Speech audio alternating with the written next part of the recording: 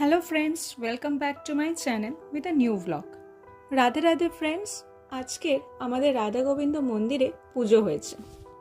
আপনারা কি জানেন যে হোলিকা কেন পালন করা হয়? অশুভ শক্তির দমন হয় ও শুভ শক্তির সূচনা ঘটে।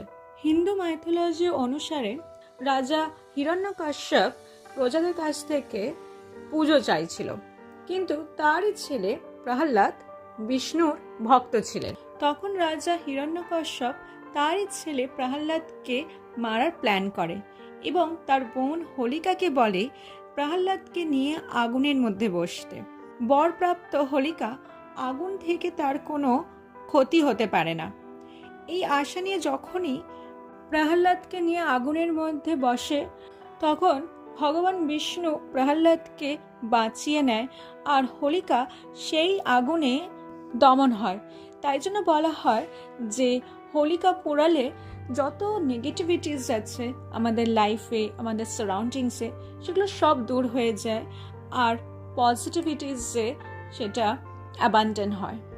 কথিত আছে হোলি আমরা সেলিব্রেট করি কারণ শ্রীকৃষ্ণ একবার তার মাতা যশোদা মাকে জিজ্ঞেস করেন, আমি তো শ্যামবর্ণ, রাধারানী কি কখনো আমাকে স্বীকৃতি দেবে? কথার ছলে মা যশোদা বলেছিল, তুমি যে রঙে রাধারানীকে দেখতে চাও তুমি সেই রঙে ওর ওপরে লাগিয়ে দিও। এবং সেই থেকেই এই রঙের খেলার উৎসবটাকে হোলি হিসেবে আমরা পালন করে থাকি। Holi, the festival of colours, creating the bond of love between Radha Krishna. আর এ এখন সিন্নিটা ভালো করে মেখে নিচ্ছে। তোমরা অলরেডি ওকে আগে অনেকগুলো ব্লগেই দেখেছো। ও হলো আমার পাশের বাড়ির এক দিদির ছেলে।